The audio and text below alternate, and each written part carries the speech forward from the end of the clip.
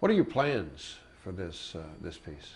This will be a 1 hour film that will be part of the Army's Medical History Division, and then ultimately it'll be repurposed for broadcast. It'll be with our track history with Discovery Military Channel. They're already very keen on seeing the final cut. So I don't think there's any doubt in my mind that this will reach a broader audience.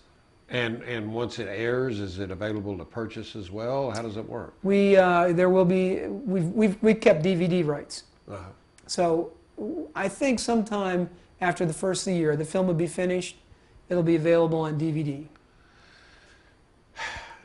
We're almost there. We're, you know, as I mentioned, and just so you know, the other piece of the story is the guy, the Marine in this picture right here is currently convalescing back in Bethesda.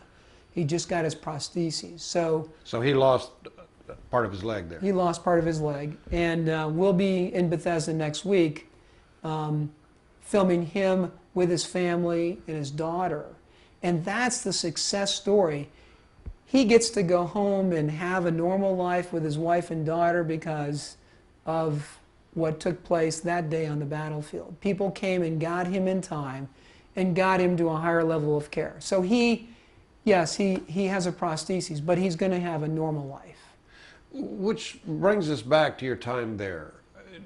What kind of relationship did you wind up having with these dust-off crews? Did you get to know them? It takes a while, you know. They're not going to, you're not going to be anybody's best friend in a war zone as a civilian unless you're there long enough. And you got to earn that respect every day. So week one was kind of boot camp for me. This is, you know, they kind of tease you and you get rolled around a bit and you get left behind a couple of times. And then week 2 and 3, as you get in there and you're respectful and you're helpful, you get more opportunities to fly more missions, and then by the end of your tour of duty over there, you're just one of them. You know? But the final proof is in the film. I mean, we have to make a good film that really tells their story, and that's when you'll have the final moment of respect.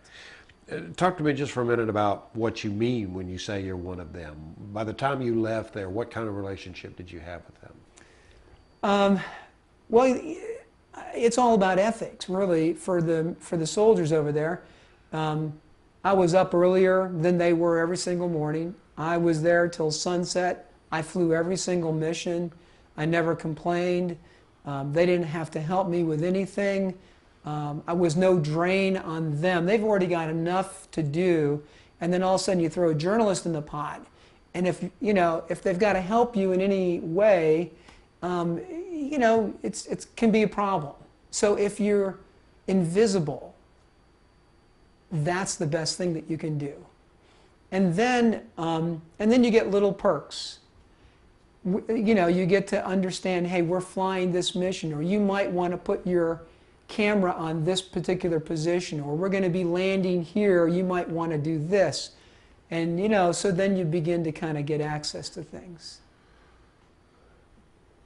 But, you know, aside from that, when you're a journalist in a combat zone and you want people to talk to you, kind of like we're talking, they're not going to talk. They're not going to tell you how afraid they are. They're not going to tell you how much they miss their family. They're not going to open up until they really trust you. And, you know, I think that's the moment when I felt like, you know, I was accepted, is when they started to talk to me about their real fears and how they really felt about things. Yeah. And when you can get them to start really talking, then I think you've got something. Was this fun for you? Yeah, it was in a strange way. It was fun, and you know, I think that's consistent with almost all veterans. They will tell you that their time in combat was the best experience of their life, interrupted by really difficult moments. But yeah, it was fun. It was exhilarating to be flying in helicopters every day in a combat zone with people who are at the top of their game, watching them do these amazing things, saving Marines' lives and doing heroic things. It it was amazing. I hate to say it, but I'd go back. But I can't afford the insurance. Just like the rest of America, I can't afford the insurance to go back.